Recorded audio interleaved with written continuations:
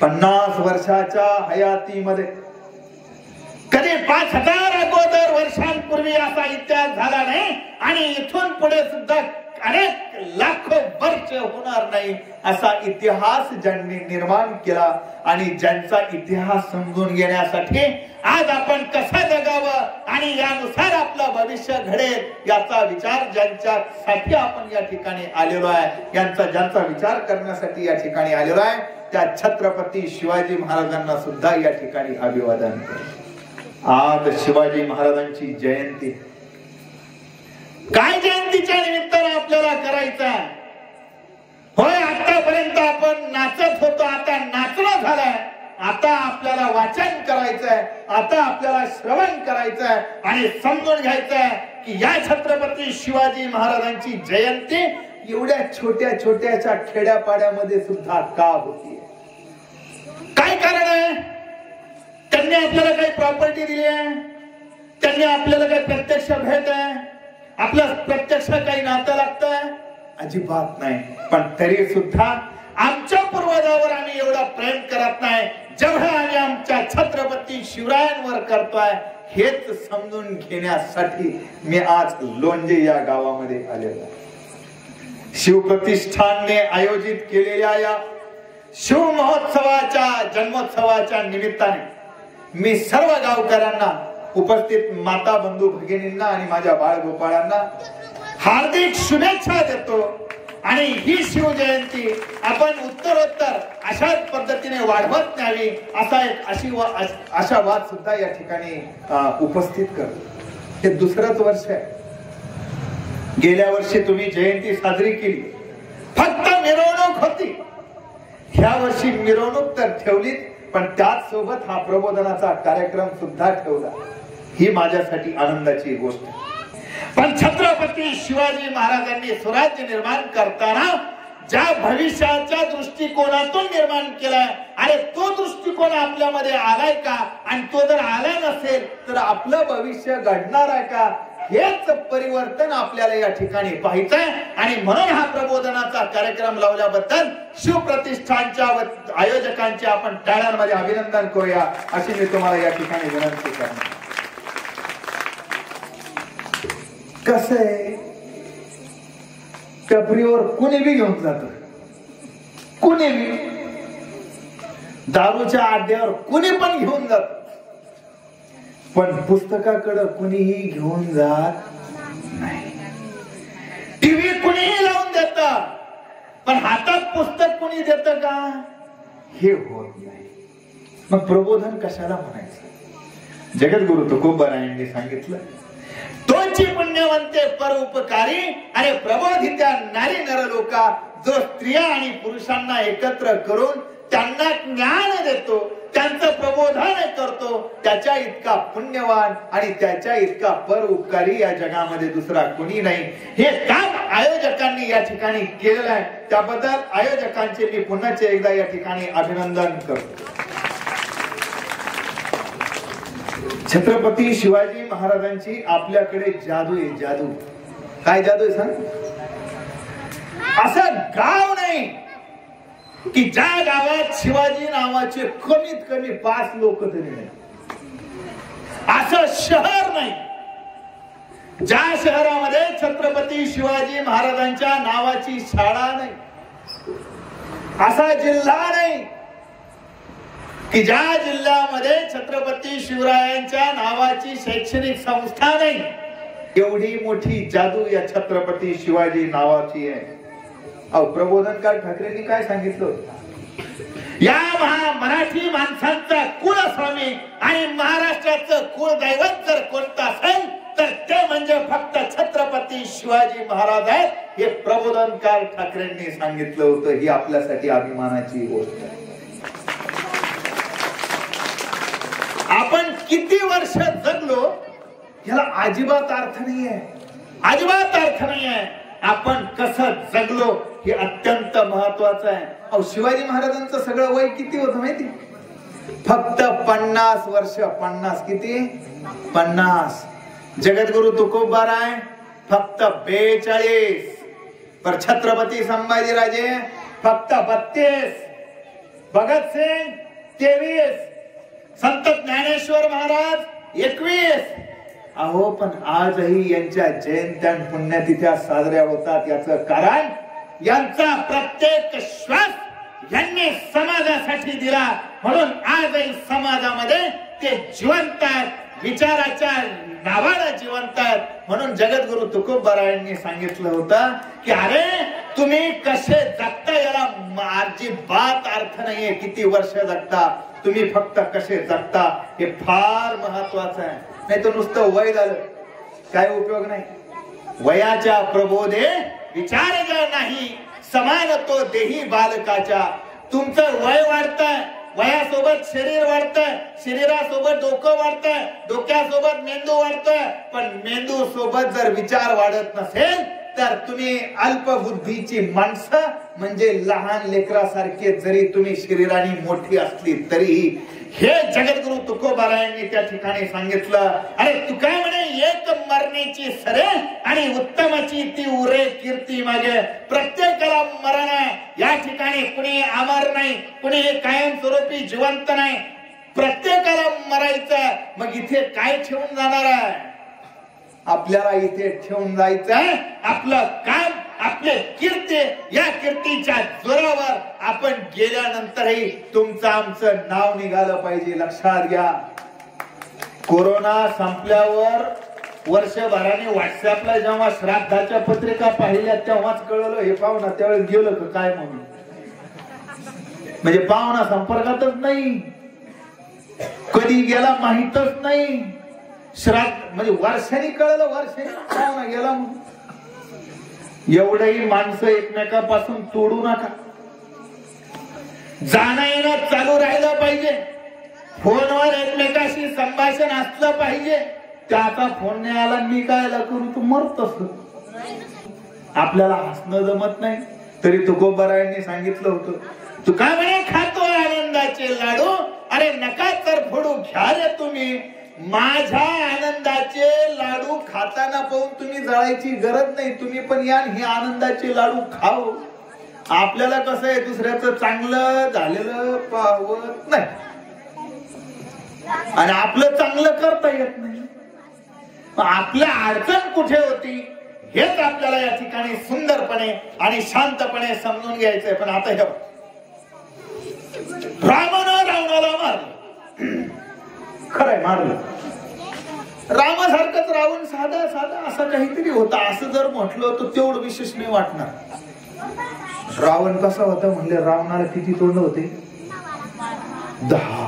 आता खरं 10 तोंड होते, पण तो दशग्रंथी होता. म्हणजे त्याचं शास्त्राचं ज्ञान एवढं होतं. पण त्याला ठीक आहे, मग त्याला काय म्हणले, तो 10 तोंडाचा होता. कुंभकर्णासारखा त्याचा भाऊ होता.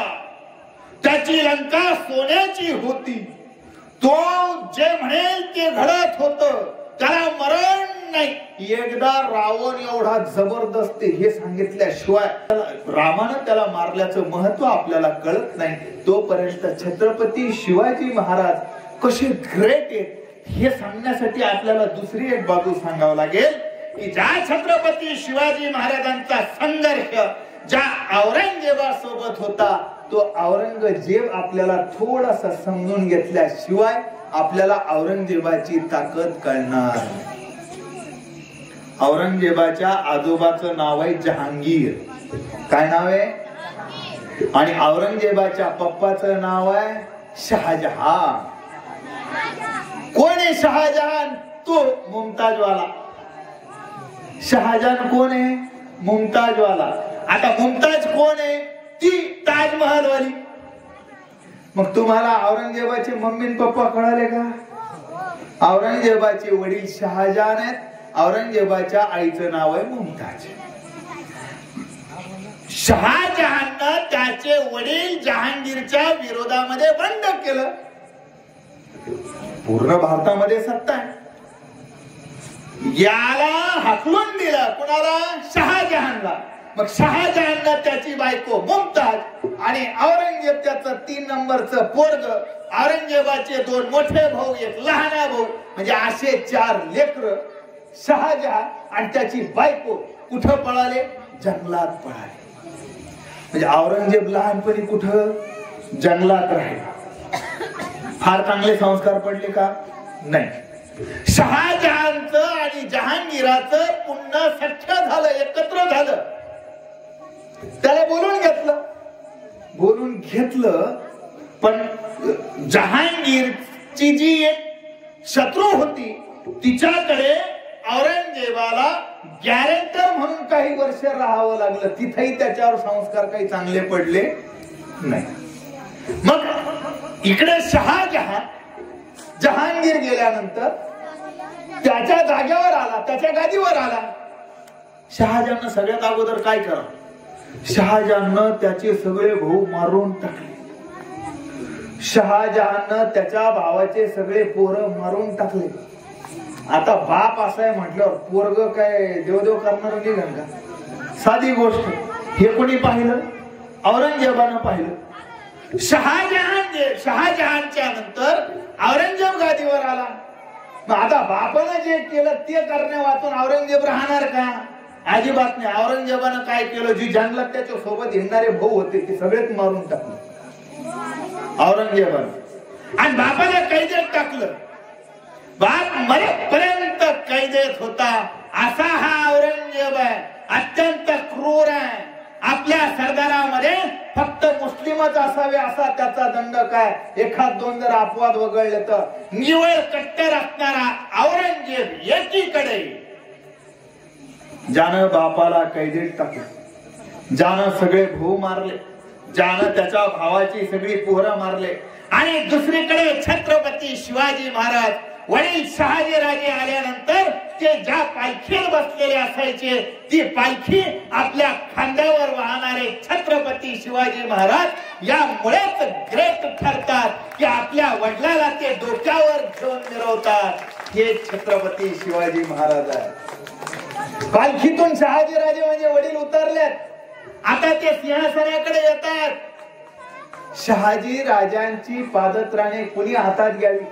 छत्रपती शिवाजी महाराजांनी हातात घ्यावी. वडिलांना सन्मान दिला, आईला मान दिला. आई सांगेल ते हो म्हणायला लागले. आईने सांगितलं हा किल्ला जिंकून आणायचा आहे, मागचा पुढचा विचार नाही. मावळे घेतलं, किल्ला जिंकला आणि आईला येऊन सांगितलं आहे मोहीम फत्ते झाली. तुम्हाला काम सांगावं नाही. आईला 4 वेळेस प्रश्न पडतो, हे नाहीच म्हणणार आहे पटकन. हा शिवाजी महाराजांचा तुमच्या मधला फरक आहे बाळा हो.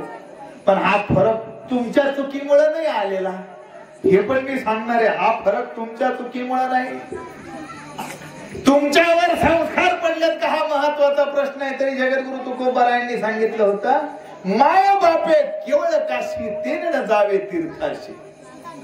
अरे तुमचे आई वडील तुमची काशी तीर्थाला काशी करायची गरज नाही. पोराला कळत आहे का? माय बापे केवळ काशी तेरण जावे तीर्थाशी. कुंडलिके काय केले परब्रह्म उभे ठेले. तैसा होई सावधान हृदय धरी नारायण. तुका म्हणे माय बापे अवघी देवाचीच स्वरूपे.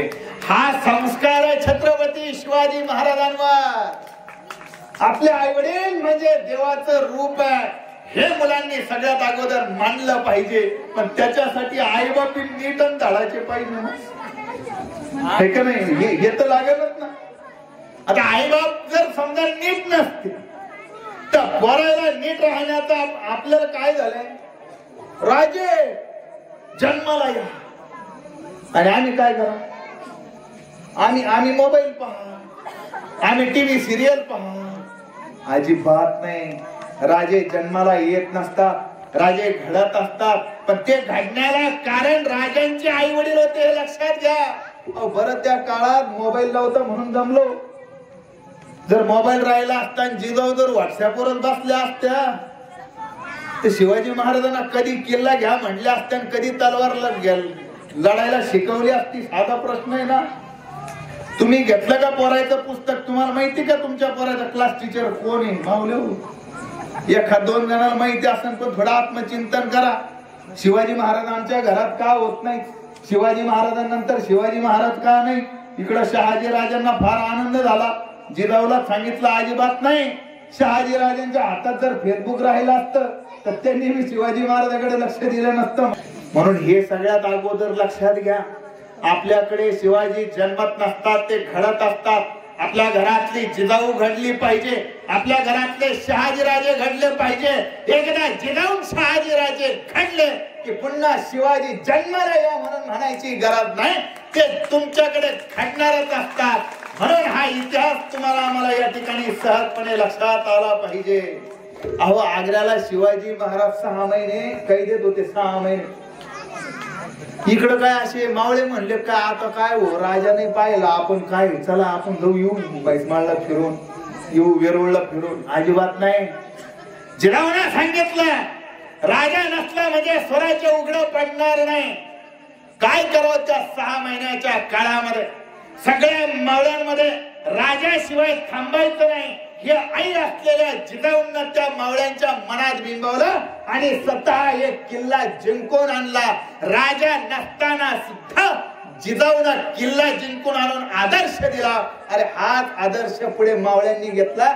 सगळे राजे संपल्यावरही औरंगजेबाला वयाच्या 90व्या वर्षी अहमदनगरला मरावं लागलं, पण स्वराज्यात ते जिंकू शकले नाही. याचं कारण आहे की राजा जरी नसला तरी स्वराज्य मात्र माझं आणि ते मी लढलं पाहिजे, मी ते जिंकलं पाहिजे.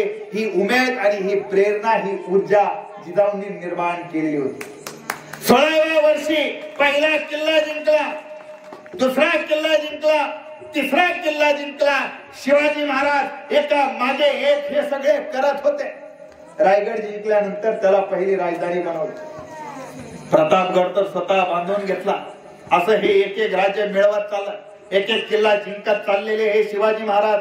पण कधी सुद्धा जाती आणि धर्माच्या आड कुणाला येऊ दिलं नाही आणि स्वतः सुद्धा कधी जात आणि धर्म कुणाच्या आडवा येऊ दिला नाही.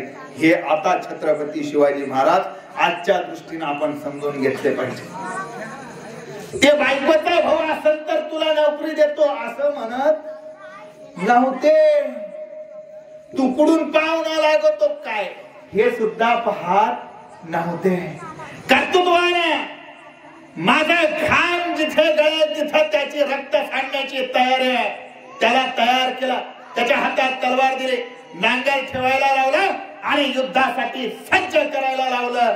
अरे हे छत्रपती शिवाजी महाराज आहेत. अशा पद्धतीने त्यांनी सगळं हे करून घेतलंय. म्हणून लक्षात घ्या, हर हर महादेव ही छत्रपती शिवाजी महाराजांची घोषणा आहे. शंकराचे भक्त आहेत शिवाजी महाराज,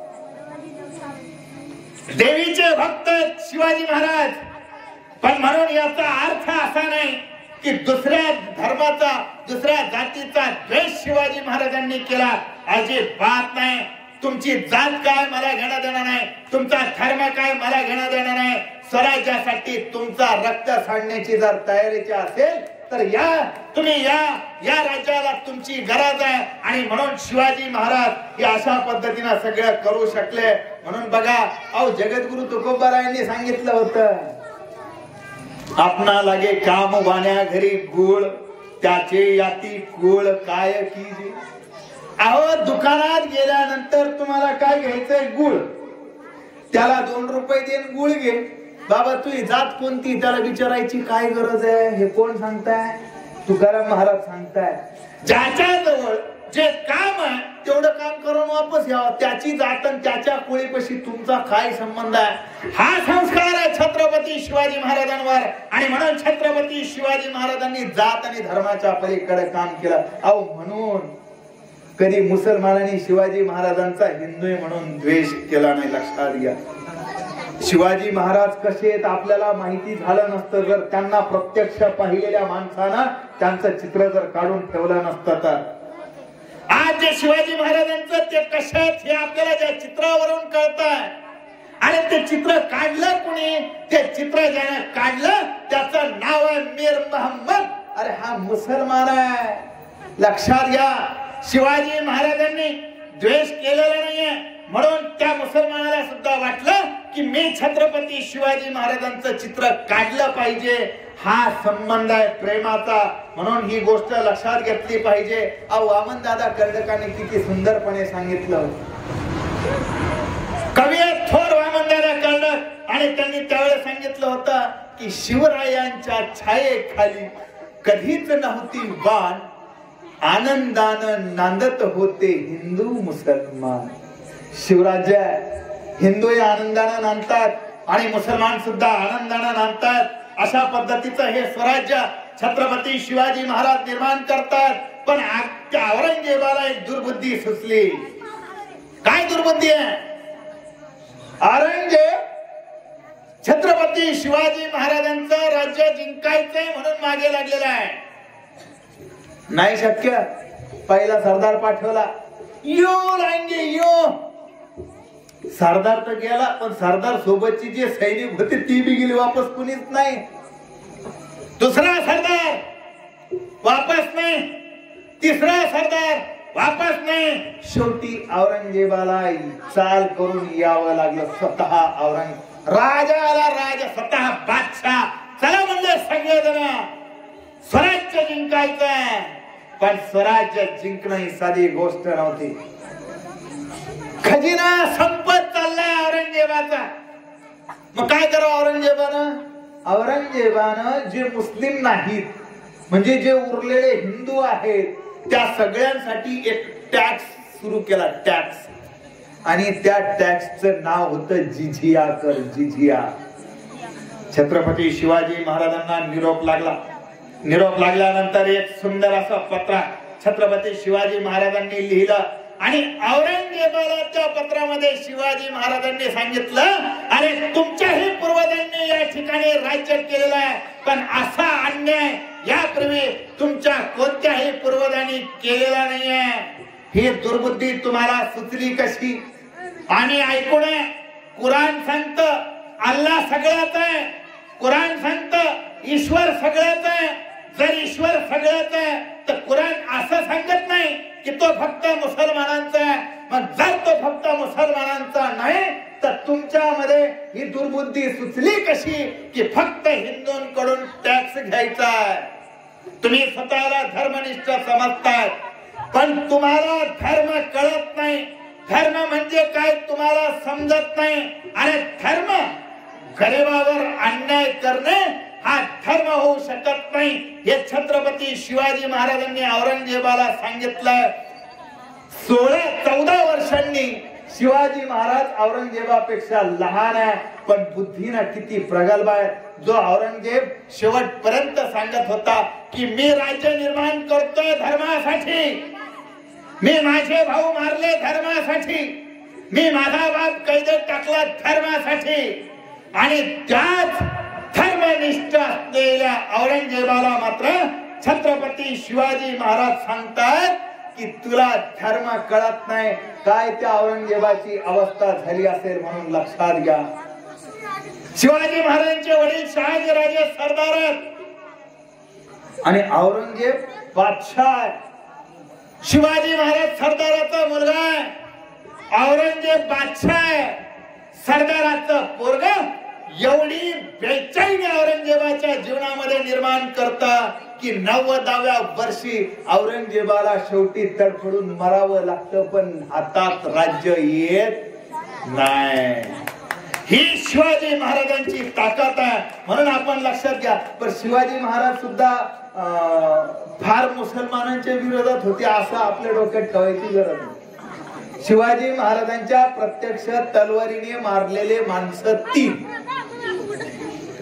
शिवाजी महाराजांनी किती जण मारले? 3. पहिल्याचं नाव आहे अफजल खान, मुसलमान. दुसरं कृष्णा भास्कर कुलकर्णी, ब्राह्मण. आणि तिसरं आहे बाबाजी गुजार, मराठा. 3ही वेगवेगळ्या कारणासाठी पण स्वराज्याला आडवी आलेली आहे. जात आणि धर्म मला घेणं देणं नाही, पण या स्वराज्याच्या कामात जो आडवा येईल त्याला मी आडवा केल्याशिवाय राहणार नाही, हा संदेश देणारे छत्रपती शिवाजी महाराज. ही तुमच्या आमच्यासाठी अभिमानाची गोष्ट आहे. अहो मावळा काय वारकरी काय, शिवाजी महाराजांनी सगळे एकत्र केले. जगद्गुरु तुकोबारायांनी सगळे एकत्र केले. आणि शिवाजी महाराजांनी कोणाला जीव लावला? किल्ल्याला का मावळ्याला? राज्यावर संकट आलेलं आहे. आता आमचे मावळे मारले जातील. आता स्वराज्याचे सरदार मारले जातील. काय पाहिजे? किल्ले. चल तह करू. किती किल्ले पाहिजे? चल एवढ्या घेऊन जाय. मावळ्याला हात लावायचा. तिकडं शत्रू जाईपर्यंत परत मावळे एकत्र केले की जेवढे दिले त्याच्या दुप्पट किल्ले घेऊन टाकायचे शिवाजी महाराज. याला शिवनीती म्हणतात. जगद्गुरु तुकोबारायांनी सांगितलं होतं, गाथा उघडून बघा जरा गाथा. अरे आपणा राखुनिया ठकावे आणि घ्यावे सकळिका हरवणिया. जगद्गुरु तुकोबारायांनी गाथेत शिवरायांच्या सैन्यांना उपदेश केलेला आहे. म्हणले, हे पहा मावळ्या हो, युद्धाला जाताना जेवढे मारता येतील तेवढे मारायचे खरे, पण आपण मारायची वेळ आली की माघारी फिरायचं.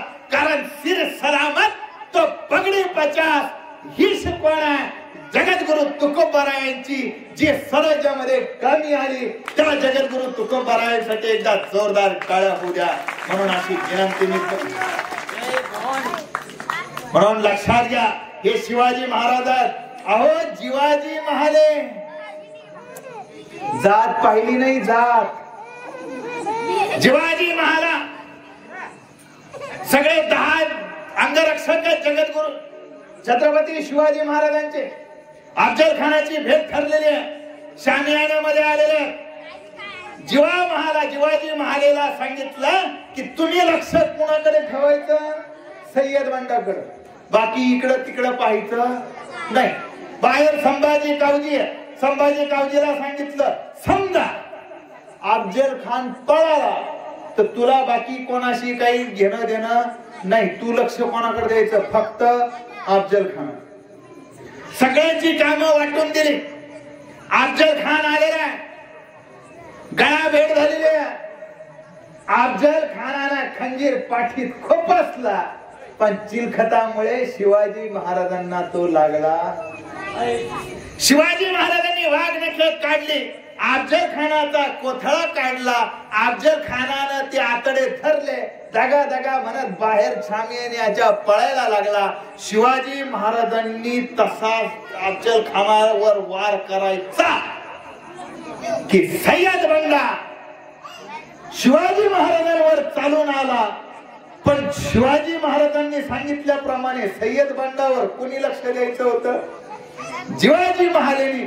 जसं जिवाजी महाराजांच्या लक्षात आलं की अरे सय्यद बंडा शिवाजी महाराजांवर चालून आलाय, जिवाजी महालेंनी जागेवरूनच दांडपट्ट्यानं त्या सय्यद बंडाचा हात तलवारी सहित वेगळा केला.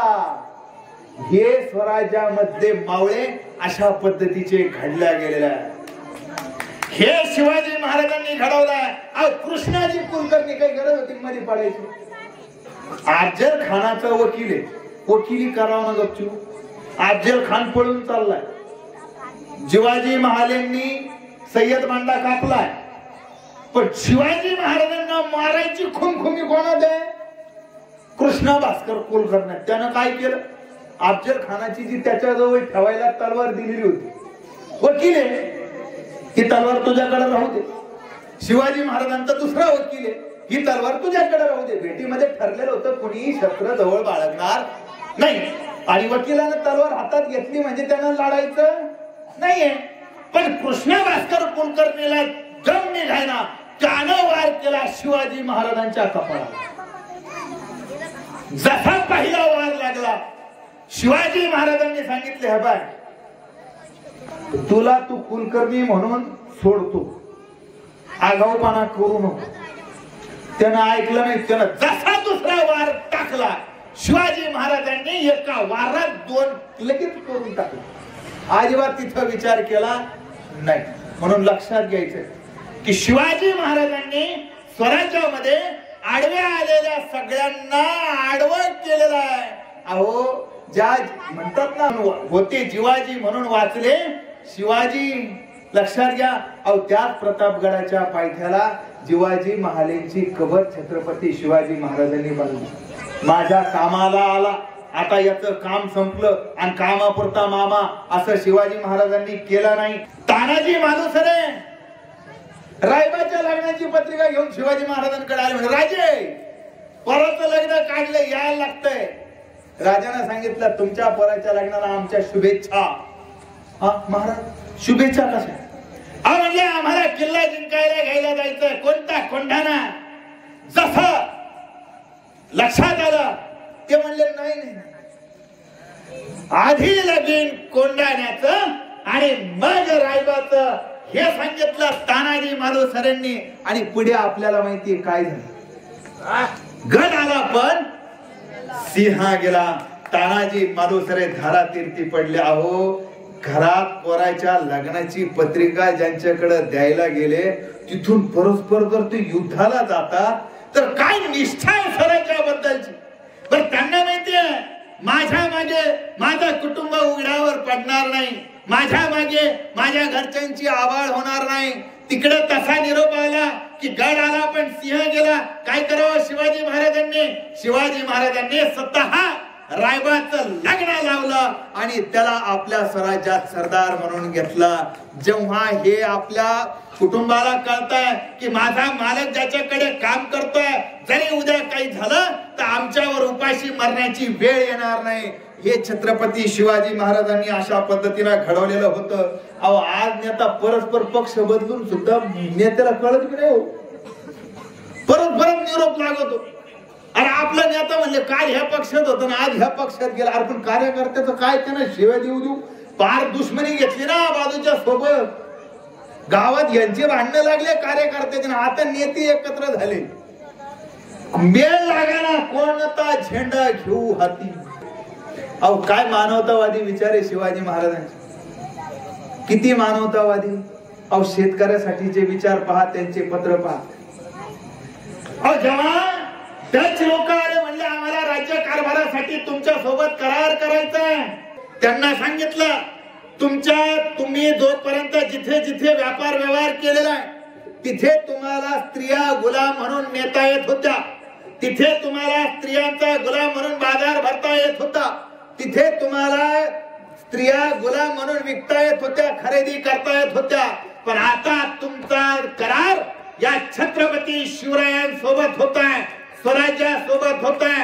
आता स्वराज्यामध्ये एकही स्त्री जिचा व्यापार होणार नाही, जर झाला तर माझा मावळा तुमची गाय केल्याशिवाय राहणार नाही. करार केला पण आपल्या पद्धतीने नियम घालून दिला. अहो स्त्रीला सन्मान दिला छत्रपती शिवाजी महाराजांनी. शेतकऱ्याला काय सांगा, राज्याचं उत्पन्न कशातून निघायचं? शेतीतून निघायचं.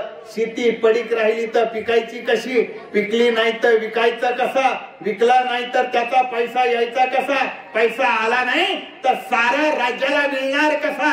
छत्रपती शिवाजी महाराजांनी सांगितलं आपल्या सरदाराला, जा म्हणले गावागावात जा, शेतकरी जमा करा, त्यांच्या बैठका घ्या, सभा घ्या, विचारा कुणाला शेती आहे त्याला शेती जर असेल आणि बैल नसतील म्हणून शेती पडलेली असेल तर बैल द्या.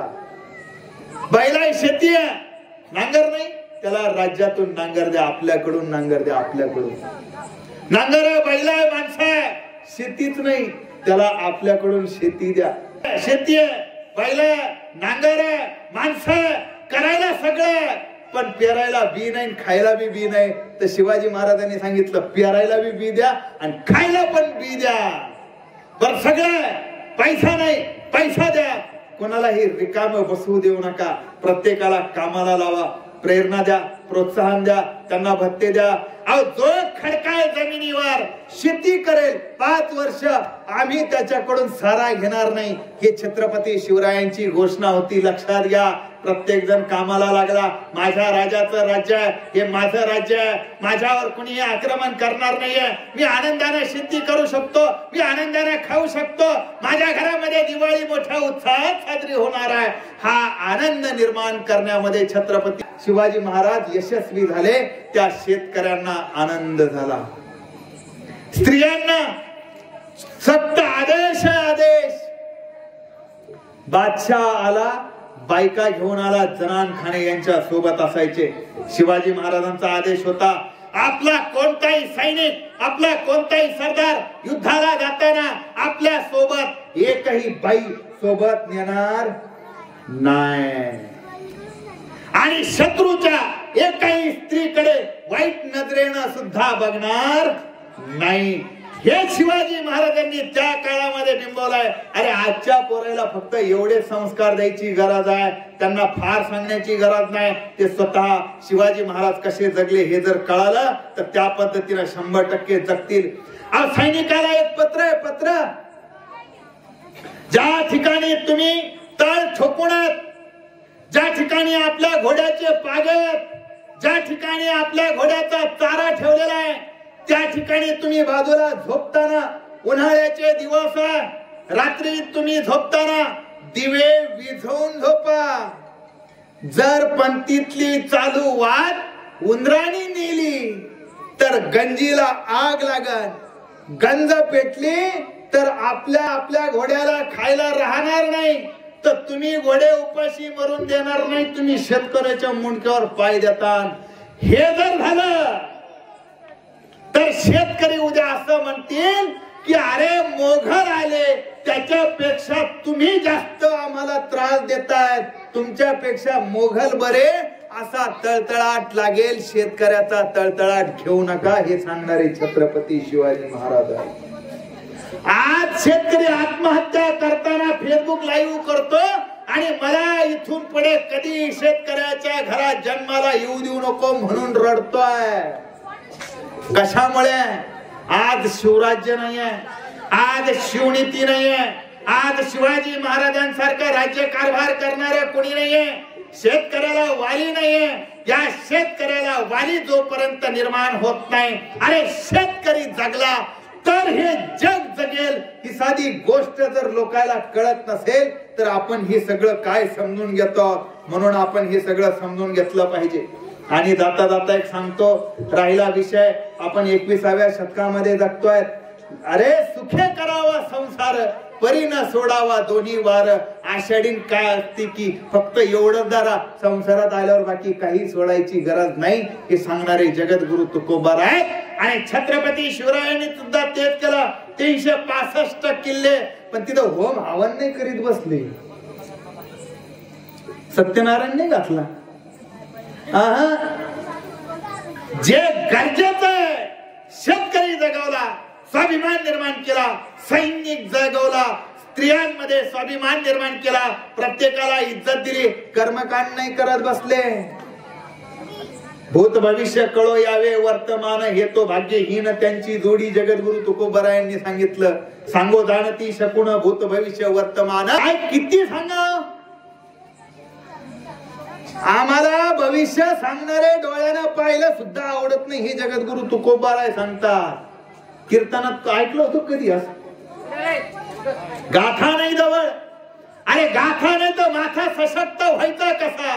म्हणून आपल्या हातात गाथा आली पाहिजे, म्हणून आपल्या जवळ शिवचरित्र आलं पाहिजे. बरं, गाथाही समजून घ्या, शिवचरित्र सुद्धा समजून घ्या. अहो मुरार जगदेव रायना पुण्यामध्ये आला, पुणे बेचिराख केलं, लोखंडी पहार रोवली, पहारेवर चप्पल टाकली, लटकवली आणि सांगितलं जो कुणी पुण्यामध्ये येईल, जो कुणी पुण्यामध्ये राहील, जो कुणी पुण्यामध्ये शेती करील त्याचा निर्वंश झाल्याशिवाय राहणार नाही. लोकांमध्ये भीती निर्माण झाली. 7-8 वर्ष पुणे ओसाड पडलेला आहे. शहाजीराजांनी जिजाऊला आणि शिवबाला पाठवला. जिजाऊनं काय करावं? आल्या, अरे ही अंधश्रद्धा आहे म्हणले, पहार घेतले, चपले सहित पहार उखडून फेकून दिले, नांगर आणला, सोन्याचा फाळ लावला आणि पुण्याची जमीन नांगरून संदेश दिला. अरे बघा काय होईल ते माझं होईल, पण आसपासच्या परिसरातल्या शेतकऱ्यांनो या पुण्यामध्ये या, आपण या पुण्याचं नंदन वन करू. अरे त्या जिजाऊंनी शिवबाला हाताशी धरून पुण्याचं नंदन वन केलं. आणि तुम्ही आम्ही कशाला रात्री पोराला लुबी बाहेर पडू देत नाही, भोकाडीबाची भीती दाखवता. तुम्ही तरी पाहिलं होतं भोकाडीबा कधी? म्हणून लक्षात घ्या, जिद्द काय असावी लागते. पोराला सांगायचं तुला हे करावं वाटतं का, कर, मी तुझ्या मागे. सायकल घेऊन देते पण त्याला खेळायला देणार नाही. पडशील, सायकल खराब करशील, पंक्चरच होईल, धक्काच लागल, अमुकच होईल. म्हणून लक्षात घ्या, अजिबात नाही. आपल्या मुलाला जर शिवाजी घडवायचा असेल तर आपल्यातली जिजाऊ जागृत केल्याशिवाय हे शक्य नाही. म्हणून ती जिजाऊ जागृत करा. अहो आज शिवाजी महाराज पोरायला घडवायचंय. पोरायो शिवाजी व्हायचं म्हणजे घोड्यावर बसून लग्नाला जायचंय नाही. कानात बाळ्या घातल्या आणि हातात तोलावर पोलीस धरतून नेते. बरं तुम्ही तलवारीनं केक बी कापू शकत नाही. माणूस त्याला लांब राहिलं. म्हणून आज शिवाजी होणे म्हणजे हातात तलवार धरणे नाही. आज शिवाजी होणे म्हणजे काय? हातात लेखणी घेणे आणि त्या लेखणीच्या जोरावर आपलं स्वतःच राज्य निर्माण करणे, त्याला म्हणायचं आजचं शिवाजी होणे. म्हणून आज आपल्याला शिवाजी व्हायचं असेल आपण ज्ञान मिळवलं पाहिजे. महात्मा फुलेंनी सांगितलं होतं, अरे विद्येविना मती गेली, मती विना नीती गेली, नीती विना गती गेली, गती विना वित्त गेले, वित्त विना शूद्र खचले आणि इतके सारे अनर्थ एका अविद्येने केले. ती विद्या तुमच्या आमच्या घरात आणायची. तुकोबारायांनी सांगितलं होतं, आम्हा घरी धन शब्दांचित रत्ने, शब्दांचित शस्त्र यत्न करू, शब्देची आमच्या जीवाची जीवन शब्दे वाटू धन जन लोका. तुका म्हणे पहा शब्देची हा देव, शब्देची गौरव पूजा करू. अरे माझ्याकडे धन काय? ज्ञान आहे. मी लोकांना काय वाटणार? ज्ञान. भांडण नाही केलं तर मी ज्ञानानच करेल. करोनी शब्दाचे अलंकार तेने विश्वंभर पूजियाला. माझा देवही ज्ञान आणि त्या देवाची पूजाही ज्ञानानच मी करेल. हे सांगणारे जगद्गुरु तुकोबाराय यांची गाथा तुमच्या आमच्या घरात असणं अत्यंत गरजेचं आहे. म्हणून आपण लक्षात घ्या. अहो आज नुसतं पैशाच्या मागे लागण्यात अर्थ नाही. पोराकडे लक्ष देता आलं पाहिजे. आपल्या पोरीकडे लक्ष देता आलं पाहिजे. शिक्षणासाठी त्यांना काय गरजेचं आहे ते करता आलं पाहिजे. एक वही संपली तर त्याच्या पाठीत धपाटा देतात. त्याला म्हणतो, अरे नालाय का, आम्ही एक वही 4 वर्ष वापरत होतो, तुला 6 महिने संपत्ती का? अरे वही लवकर संपणं चांगलं आहे ना का वाईट आहे? चांगलं आहे, पण आपल्याला ही जाणीवच होत नाहीये. म्हणून लक्षात घ्या. अरे पूत सपूत तो क्यों धन संचय. पोरग चांगलं निघालं तर तुम्हाला पैसे कमवायची गरज नाही, ते कमीणार आहे. आणि पूत कपूत तो क्यों धन संचय. अरे पोरग जर दुर्लक्ष केल्यामुळे नालायक निघत असेल तर अजिबात पैसा नसला पाहिजे. आई बापाकडे पैशासाठी आईचा बी जीव घेतात, बापाचा बी जीव घेतो. लक्षात घ्या. आपल्या घरात आपल्याला जर शिवाजी महाराज घडवायचे असतील तर त्याच्यासाठी या व्याख्यानाच्या निमित्तानं मला तुम्हाला जे जे सांगता आलं त्यातलं नाही सगळं, 1% 2% जे घेता येईल ते निश्चित तुम्ही घेतलं पाहिजे.